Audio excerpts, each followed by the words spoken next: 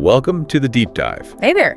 Our mission, as always, is pretty simple. You give us your sources, maybe articles, lists, notes, whatever you've got, and we dive right in. Yeah, we basically sift through it all and pull out the key bits, the important insights, just for you. The aim is you walk away knowing the score fast. Exactly. Yeah. And today, our source is a list. Top 10 must-watch Chinese dramas of 2025. Looks like a projection of what's going to be big. Right. So we're going to tackle this list starting at number 10, work our way down to number 1. We'll just pull out the core info from the source for each one. You know, the plot basics, who's in it, and maybe what makes it sound interesting according to this list. Perfect. Like a quick briefing on these anticipated shows. Okay, let's get into it.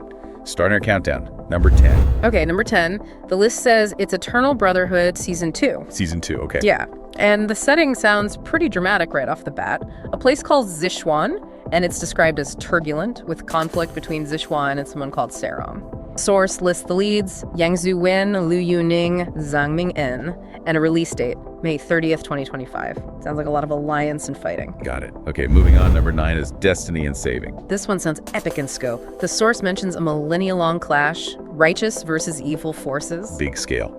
And the core seem to be two characters, Xin Xiaoyu and Feng Lizhu. Yeah, the source gives this origin story. They meet young, after a battle, become friends, but then, and this is quite a turn, Uh-oh. he pushes her off a cliff. What? Why? The source says it was to protect his master. The leads listed are Zhang Yuxi and Tongmeng Shi. Release date, April 8th, 2025. Looks like a real heart-wrencher. Okay, number 8, Si Jin. Ah, this one has a really interesting hook, according to the source, Rebirth. Rebirth. Yeah. The main character, Jiangxi, was killed by her lover, Yujin, but she gets reborn, gets a second chance. And she's determined to change things, I bet. You got it. The source really emphasizes how active she is. Leads are Jing Tian and Zhang Wanyi. Release date, March 1st, 2025. Interesting blend. Okay, number 7 is The Glory. Right. This one, according to the source, starts with Zhuang Hanyan. She was abandoned, raised in the countryside, and now she's back with her family in the capital. Okay, familiar setup, outsider trying to fit in. Sort of. And the source highlights her relationship with the deputy minister, Fu Yunxi. He notices her, apparently sees her as an ideal wife, but there's a catch. Always a catch. He seems to have some kind of mysterious illness. Adds a layer of intrigue. So does it work out? The source says they fall in love as they kind of navigate this situation. And it's also about her finding her place, reconnecting with her mother, finding warmth with his family, the Fu family. So less epic battles, more personal journey, family, love, maybe overcoming this illness mystery. Seems that way. A blend of family drama, romance, maybe that touch of mystery. The leads are Chen Duling and Xin Yunlai. Release date, March 18th, 2025. Okay. Number 6, Love in Pavilion. This one sounds like it's back to larger conflicts. It focuses on two leaders, Dongfeng Huaizu and Wangquan Hongye, heads of major families. Got it. And the setting. The source mentions human-demon conflict, so fantasy setting. These two leaders, they have to work together. To achieve what? Stabilize things, basically, and revive something called the Unity Alliance. Leads are Lu Shishi and Zheng Yanlong. Release date, April 28th, 2025. All right, halfway through. Number 5, Youthful Glory. This one dives right into political stuff, according to the source. Starts with King Jiangxu investigating embezzlement, military pay. Ooh, corruption investigation. Always messy. And the source says it's very messy. Not just a simple case, it's tied into the whole dynasty's economy. Deep connections, high stakes. So he's digging deep. What else? Here's a twist the source notes.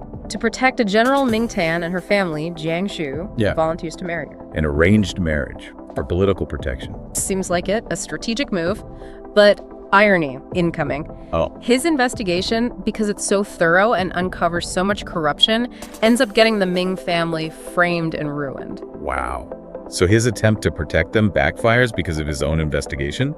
That's harsh. Yeah, really highlights the potential cost of fighting corruption in a powerful system. Yeah. The source lists Song Wei Long and Bao Shang-en as the leads. Release, May 19th, 2025.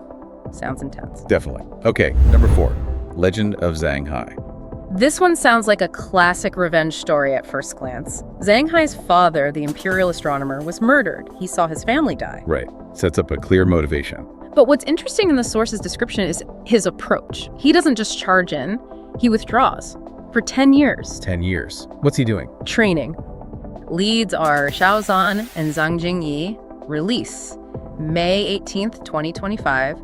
Sounds like a patient, twisty revenge tale. Very cool setup. All right, top 3. Number 3, Love Never Fails. This sounds like full-blown fantasy romance. Xiangxia, maybe. We've got Jin Ji, king of the central heavens. A god, basically. Pretty much. And Han Nings, who's a camellia demon. He's helping her try to become immortal. Okay, God helps demon achieve immortality. Where's the conflict? Well, she falls for him, confesses her love, wants to be his queen, but... Let me guess. Gods and demons can't be together. Bingo. That's the advice they get. So she keeps trying for immortality, maybe hoping it'll change things. And does it? She achieves it, but then, heartbreak, the source says she discovers Jinju is marrying someone else. Ouch. After all that effort. Yeah, so she makes a drastic choice, gives up her immortality, opts for reincarnation to forget him, basically. But the title is Love Never Fails. Right. So the source emphasizes Jinji isn't having it. He defies fate, ensures she gets reborn, protects her through her new life. They're destined to meet again. Trials, destiny across lifetimes. Grand scale stuff. Yeah. Very epic romance. Totally. Leads are Lu Shu Yi and Hu Yixuan. Release, April 28th, 2025. Okay, number 2. Or it's also known as Lament of the River Immortal. The title itself kind of hints at something maybe a bit tragic, wouldn't you say? Yeah, Lament definitely suggests some heavy emotions. What's the story? It starts almost like a fairy tale. You have Li Qingyu, who's this really powerful immortal, lots of abilities, and Bai Jusi, a very revered master. They're drawn together. Sounds like a classic setup for an epic romance in like a Xiangxia setting. Exactly. But, well, something goes wrong. A big misunderstanding happens. It leads to this really heartbreaking conflict, and they both end up dying. Whoa, okay, so not a fairy tale ending then, at first anyway. Not at first. Okay, so that brings us to number 1, the most anticipated. According to this source, yes. Number 1 is The Prisoner of Beauty. Right. This one sounds like it focuses heavily on the central relationship born from a family alliance. Yeah, exactly. Xiao Qiao, played by Songzu Er. She's described as clever marries Wei Xiao, played by Liu Yuning. He's sharp and kind. But it's not a love match initially. Their families have bad blood, right? So the marriage is strategic. To try and fix things between the Qiao and Wei families. So you can imagine the starting point. Yeah, probably a lot of tension, awkwardness, maybe some funny moments as they sort of test each other's boundaries. The description mentions humorous and tense boundary testing, so yeah, sounds about right. They're wary of each other because of the family history. But presumably, they start to see past that. Looks like it. They gradually begin to appreciate each other's actual qualities, like her cleverness and his kindness. It's about the relationship evolving. Yeah, what kind of historical drama are you in the mood for?